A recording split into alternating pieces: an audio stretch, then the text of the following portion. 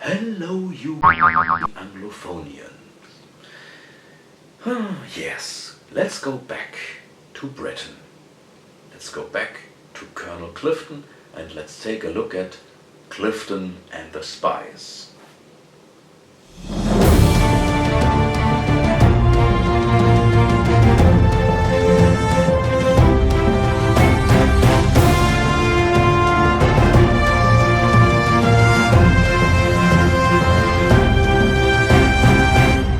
Winter is also coming in the world of Colonel Harold Wilberforce Clifton. Driving into town that winter morning, Clifton runs into an old friend, Osbert Horsepower, who works at a nuclear research center. The two talk briefly about old times and agree to meet for dinner for the following Saturday. This Saturday, however, Horsepower does not appear at the appointed time. Waiting for the friend, Clifton starts reading the newspaper and is shocked. Horsepower has been arrested on suspicion of espionage. Clifton, unable to believe it all, drives to the research center Horsepower is working. Of course, the domestic intelligence agency MI5 is already on the case, but everything seems to be clear.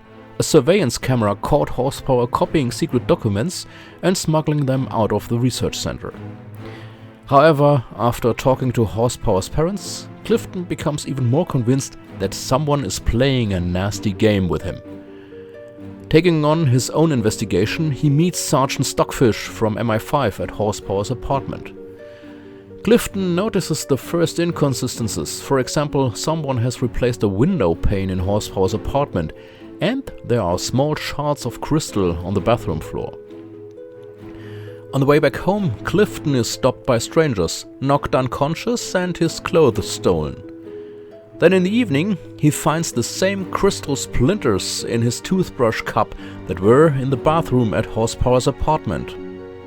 A chemical analysis brings clarity, and Clifton knows that the criminals behind the theft of the classified documents are already on their way to him.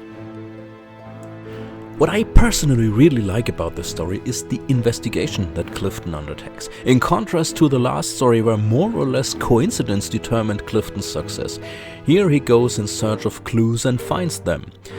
The story also has a very good resolution, and without wanting to give too much away, this story introduces a villain that Clifton will see again, the German Ottokar Toffel. Of course, a former spy for Nazi Germany. The story came out in 1961, where there were indeed former Nazis who had gone underground. Despite this successful story, Macherot's work on Colonel Clifton was over. There had been disagreements with the creators of Tintin magazine, and Macherot felt that he did not have enough artistic freedom. So he went to Spirou magazine. And although he invented Clifton, he didn't take his creation with him. So it was that the story Clifton et les Esprits, Clifton and the Ghosts, which Macherot had already been working on, never appeared. Instead, the master detective had to take a forced break for a year before a new artist took on him. So there you have it. That's the way actual events were taken into comic stories at this time. Wait, stop. Has anybody understood what he was saying? Was there any meaning in this sentence? Oh, wait, now I get it. He was saying that this was the way that real events from real life were taken into comic form. But why does he express it in such a bad way? Is he tired or something? Well, who cares? Oh, play the rest of the episode. So, see you next time.